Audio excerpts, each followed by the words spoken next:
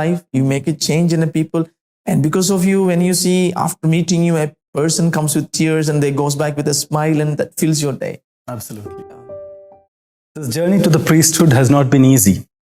You have had a time when there was a serious illness that threatened your dreams, your vocation. Can you tell us about that? Yeah. A few years back, I would have thought maybe my illness has threatened my vocation. But now I feel my illnesses or my sicknesses and all those things I went through deepened my vocation. The first experience that I had, to be honest, the first experience that I had of a sickness was when I was in year 10, year 11, when I was preparing for my GCSE exams when I was in UK. So in UK, the GCSE is comprised, when I was studying, of year 10 and year 11. Since I joined year 10 halfway through, I had to study year 10 and year 11 together, and I had to write a comprehensive exam. So I had to attend around 3 exams a day, like 6 hours of exams a day, and those kind of things. And I thought, okay, I studied in deepened public school, and I knew I'm okay in all those things. I can manage it. I was okay. I was happy. I sure I can tackle these exams. But what happened was, during the day the study leave began, that I prepared for my exams, I got diagnosed with chickenpox. I had chickenpox, and I had nothing to do than lie on the bed and hope for the best. Okay. For all my study leave in year 11, when I was preparing for the GCSE exams or the SSLC exams kind of stuff, I was on the bed with chickenpox. And I was thinking, wow, okay, what I'm going to do? I was just listening to some devotional songs. And that is the time I realized the one verse, Bible verse, Jeremiah 29:11. I have a plan for you, a plan for your well-being, for your good future. That's a verse that gave me a lot of strength. And that verse supported me all throughout my chickenpox days kind of stuff. So I'm sure my God will not allow me to fail the exam. He will give me the strength, because this chickenpox is part of his plan. Yeah. So it never put me down. That's the time that first set of illness gave me a sense of dependency on God, and I knew that I had to look up to God. And I even missed an exam for the French. I missed an exam for French because of the chickenpox. And I had a little, pimple-like kind of stuff on my elbow that I had to write my exam like this. After missing one exam of French, I went for writing exams. I had to write few exams like this.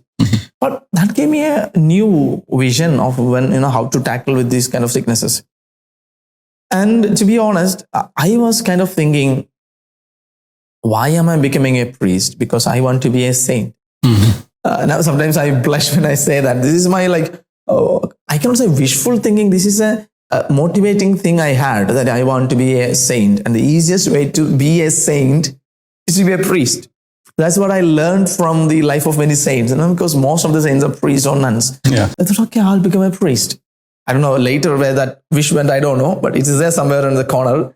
But so I was thinking, so if I have to be a saint, I should have a lot of suffering, like as an Alphonse or something. Or I should be like John Mary Vianney, or I should be like our Blessed Kyriakos Elias Chavra. Like you have to be you have to shine like a light in the society, into the lives of the people. So you have to be so virtuous, or you have to be a person with a lot of suffering. And later I thought, I cannot be a saint because I did not have much suffering in my life. I thought, I have a good parents, I have a good family, I have a good faith formation. I did not have to tackle lots of difficulties and losses and grief like maybe St. John Paul II did. So, and I am not a very virtuous kind of person to be like such a big shining light to be a saint. Maybe. So the first setback came when I was doing my first year of theology, and when I joined seminary, I was a cricket player. When I joined the seminary, I became a basketball player. So one day I was playing basketball, and when I went for shooting, and I fell down, my leg got stuck, and my ligament on my right knee got broke. Okay. So I was very devastated. That's like the first major blow, kind of things to my body or my health. And I thought, I felt so bad. I was so arguing with God, because the next week there was to be a ceremony, and I have to take part in lots of activities. I'm going to miss that. They're going to be like an exposure program a few months later, because I know what happens when people break their ligaments, tear their ligaments, because lots of my friends in seminary, like my mother used to ask later, is there anybody in the seminary who doesn't carry any of these kinds of injuries? Because we are so dynamic people. We jump around and go around and beat around, and somewhere there will be an injury for all of us. So, and my first reaction was, whoa, I ruined my basketball. I cannot play basketball again. I cannot dance again. And I used to dance and I cannot dance again, or I cannot run around a lot because I tear my ligament. But so 1 week I was taking rest in my room, and lots of thoughts came to me. Why God is doing this to me? Why these things are happening? So when I went to meet a priest when I was doing Regency in Echmanur, he asked me, you wish to be a saint, now what happened? Now that thought came to my mind, and asking God, what shall I do? Should I be a candle, shining light? Should I be a cross? And when I was pondering upon this thought, God kind of told me, you have to be both a candle and a cross at the same time. You have to be a candle cross, or you have to be a cross candle kind of stuff. I thought, okay, I have to be a cross at the same time and a candle at the same time. So that gave me a lot of strength. So for 1 week, I was so down. I was so disappointed. I was so angry with God that God torn my ligament, and I'm like semi-paralyzed. I cannot do anything. I cannot play again. I lost my cheerfulness. I became grumpy. But this thought came to me and I became so cheerful. So with this background, after 2 years, I was diagnosed with brain tumor. What happened? I went to ministry. When I was a deacon, we go for Sunday ministry. And as always, I went into the parish, and I had to travel around 45 minutes to reach the parish. And I reached the parish. I changed into my cassock. I just remember, like, I went to Sorgarani parish in Bangalore, and in the sacristy, I changed into my cassock and I looked into the mirror. And what happened when I opened my eyes, I'm sitting at the far corner of the sacristy. And I was wondering, why am I sitting here? Am I supposed to say the homily today or the mass? And I'm seeing Father is getting ready there, he's getting vested. And the people are all the altar servers. I just rushed to him, Father, wait, I'm going to get ready. He said, no, you go and sit there. I was not knowing what happened. And later, the sacristan told me, you had a kind of a seizure. You just fell down and you fell to one side and you had a seizure. And everybody came and just lifted me up and kept me in a chair. And later, what happened? When I woke up, I couldn't recollect what is happening. Now, the thing is, now and then for a few years, I was having like something they call an absent seizure. That I can recognize what you're telling me, but I'm not able to respond back. What I want to tell you, what I want to tell you is in my mind, but I'm not able to respond. Something else comes to my mouth. And my friends knew that sometimes I go out of mind kind of stuff. When I am so exhausted, when I want to read, some kind of gibberish kind of things comes. So they know something is wrong, but not knowing what to do. I was thinking this is called, maybe your mind is going blank. So you don't know what to say and something else comes. And later, and one of my brothers in the seminary is just junior to me. He's a nurse, and after finishing nursing, he joined the seminary.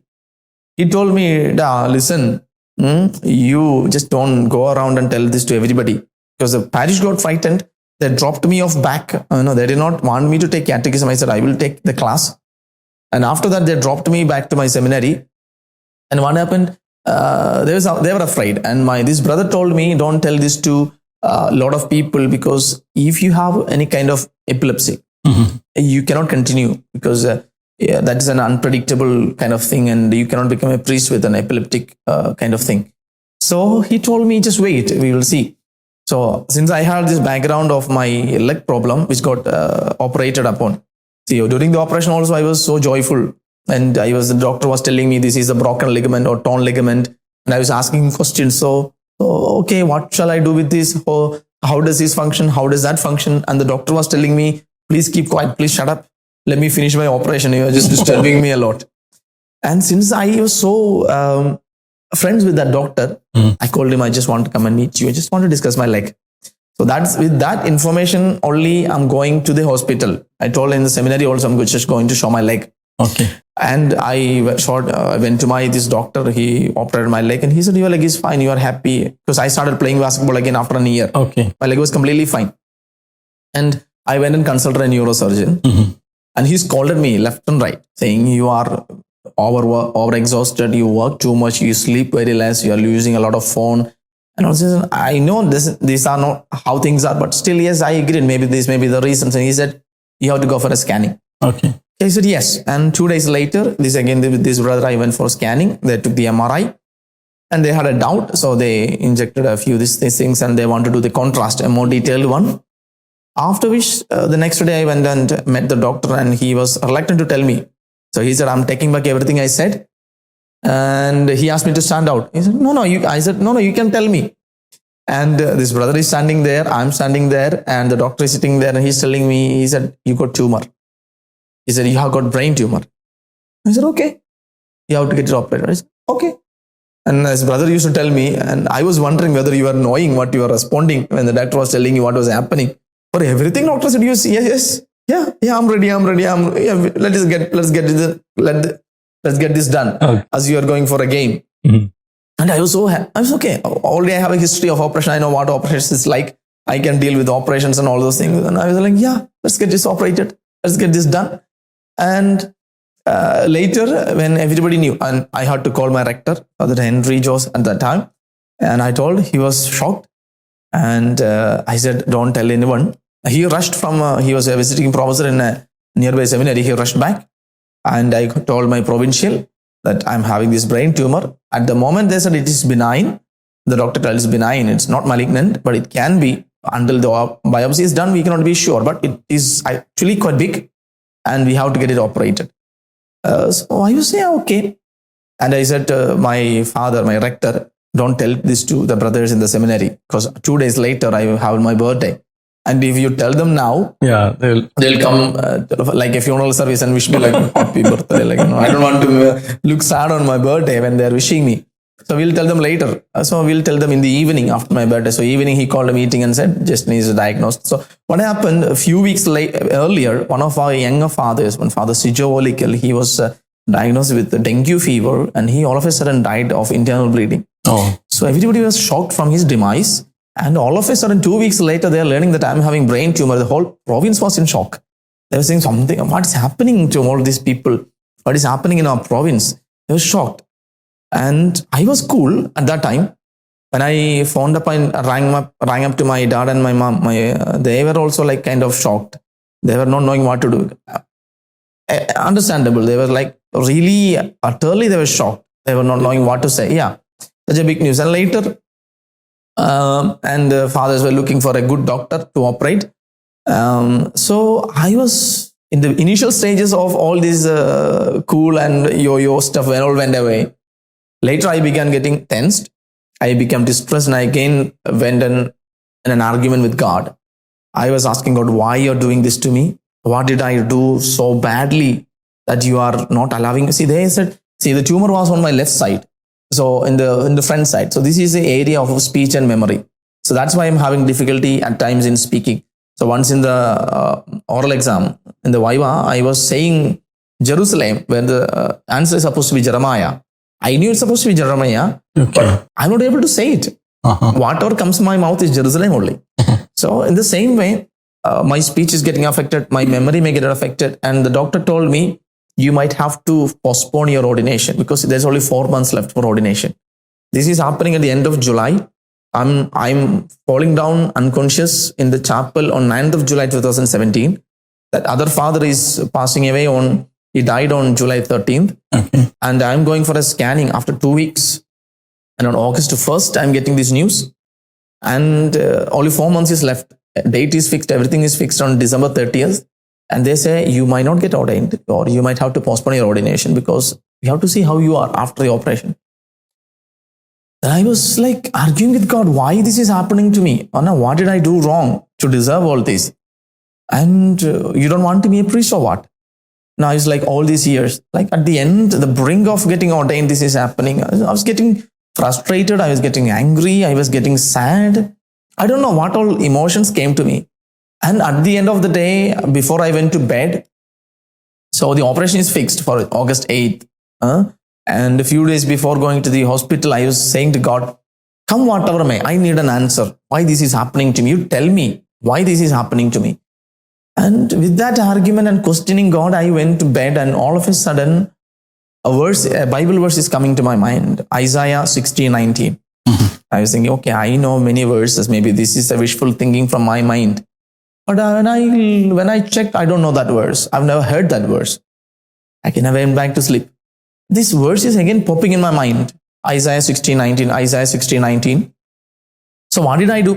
I thought, okay, let me read it. So the verse was like this: the sun shall no longer be your light, neither the moon will give you light in the night. The God will be your everlasting light, and He will be your glory. I did not know what that meant, but the moment I read that Bible verse, I was so calm, I was so collected, I was so cool. All my tension went away, all my frustration went away, and I feel so much at peace, to be honest. And I was able to accept what was happening to me, and I knew God has a purpose in giving me this situation, this sickness, this thing. And I'm sure God is going to get glorified through my situation. I was so happy. In the sense, I started enjoying it. Okay. I was so happy and I was so jolly that I went to the hospital like I was going for a party. And everybody was noticing how joyful I am. In the sense, I'm just running around and making fun with everyone and asking everyone, how are you and where are you from and all those things. And they're watching there will be a brother from the seminary who would be there to assist me in the hospital. My mother came with an emergency leave, and she was there a couple of days before the operation. And all of them are looking, they are so shocked. They are in so much of pain. And I'm just making use of my time in hospital like a vacation. And the doctor came and asked me, is it because you are in the seminary that you're like this, or is there some other problem with you? And I said, I have no other problem with me. I'm completely fine. And they cannot believe.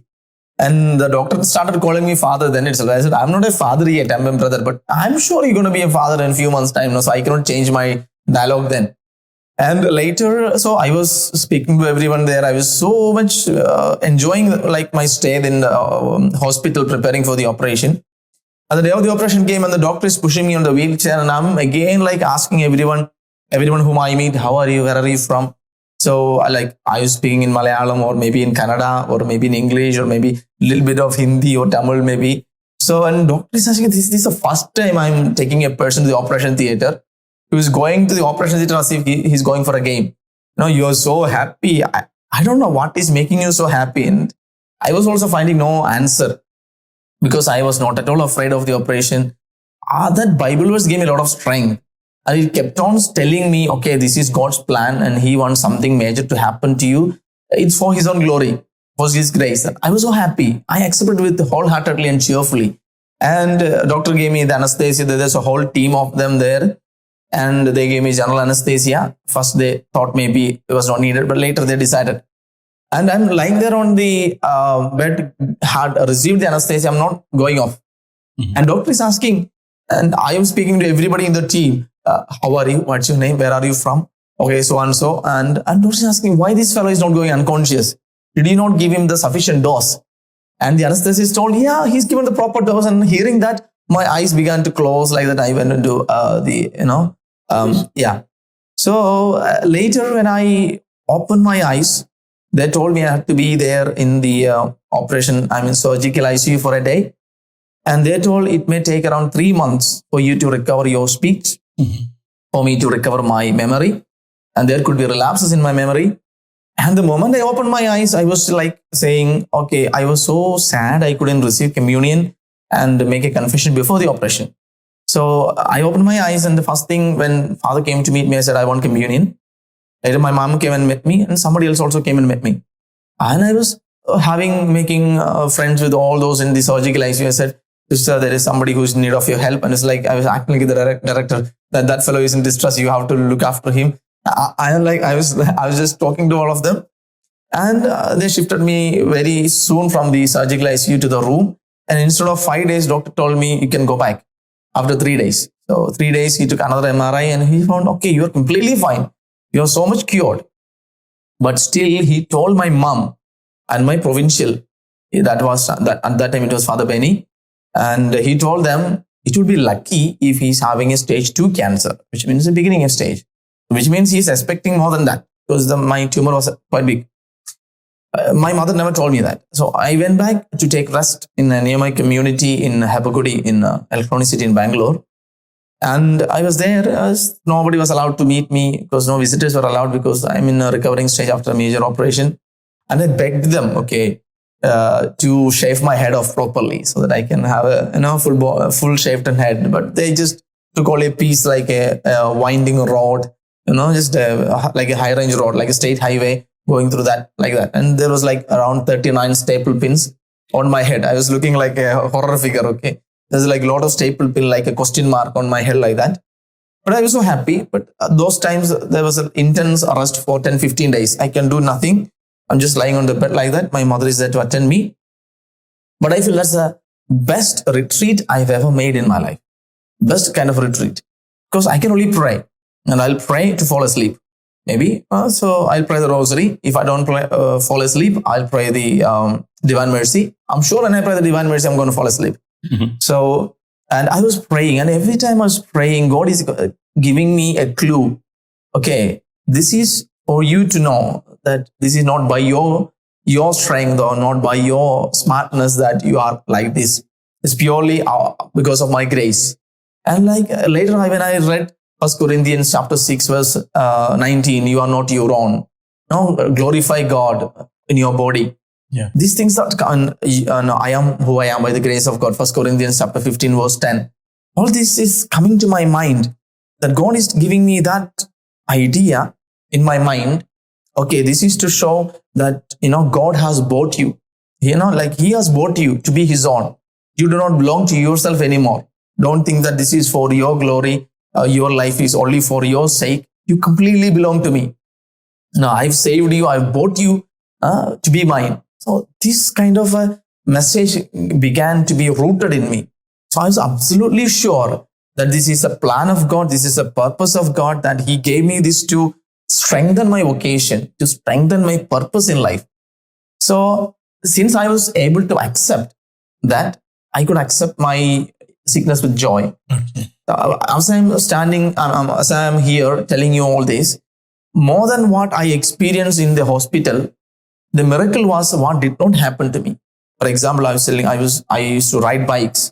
So while I was riding a bike, so this was not a dizziness. I fell like bang. I fell off. Suppose I was riding a bike and if I were to fall off, there would have been a different story. If I would have been on the bus going to the ministry and if I fell down unconscious on the bus, or while I'm getting down from the bus, or while I'm crossing a big traffic, or I had to walk another 10 minutes to the church, if it had happened during that time, this would have been a different story. Or if this happened somewhere else, maybe a few years earlier, sometimes my father or my family would have told, enough is enough, you come back, you cannot continue. Or I would have thought of like that. Or if this had happened during the major years of my theological studies, I might have had to postpone my ordination because I had to complete all sets of things. And this so happened in between my major theological courses and the final exams. I did not miss anything. Nothing was affected. Mm-hmm. So there was a final exam, comprehensive theology exam. There was the ADOS exam for the confession faculty. Mm-hmm. These both exams I could attend. I had sufficient time to rest and study. I fared well in those exams. I did not miss a diaconate ministry. After that, I went to, my first diaconate ministry was in St. George Basilica in Angamali. And later I went to Infant Jesus Shrine in Kundel, Alangad, both in Nala diocese. And none of this was affected. So in between all this, God gave me a major thing, but nothing was affected in my life. So I was thinking the amount of meticulous planning that God had. Yeah.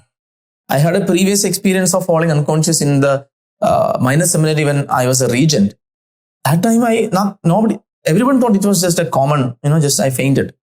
But later when this happened, it so happened in the perfect timing that nothing else was affected. My ordination happened as usual. I was back to health as usual. I was playing and I was playing basketball. I was playing badminton, cricket, all those things. Nothing happened. Everything's back to normal. But God gave me this to imply that this is going to be your testimony. So I was praying, there's no suffering in my life. God told me, okay, there you go. You have sufficient for you to say a testimony. And again, during my seminary life, I was praying, should I enter into the pastoral preaching ministry?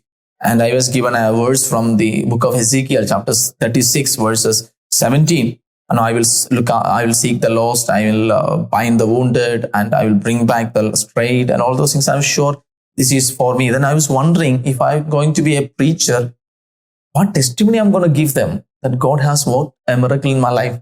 I have nothing to say. Then now I'm sure I have lots of things to share, because God have worked a wonder in my life. And again, I would say that God had gave me this thing that I could accept it with joy, that it's not a bitter experience to me. Suppose I did not accept this, saying that God had done so unfairly to me. It was such an injustice. Now, I have a little dent on my left side of my face that you might not notice it in the first go, but there's a small dent on my left side. And that brother who was a nurse who helped me all throughout, his name is Jibin, he's now a father. And he's telling me, see, this is a small thing that God has left you, a mark God has left you to show that, okay, it was his job. So I'm not at all worried, or I'm not at all feeling any kind of bitterness from all these experiences, because I'm sure these experiences gave me more purpose. It rooted me more in my vocation, and it gave me more joy, knowing that, I am also a wonder of God. And that was a life-changing moment for me. So, like, there's a particular formation we receive from our home, prayer formation. We have family prayer. We go to mass on church on Sundays. We take part in church activities. Then when I went and joined that prayer group, so that gave me a lot of impetus. We had a cell group. I was part of the first JY UK, Jesus Youth UK youth team.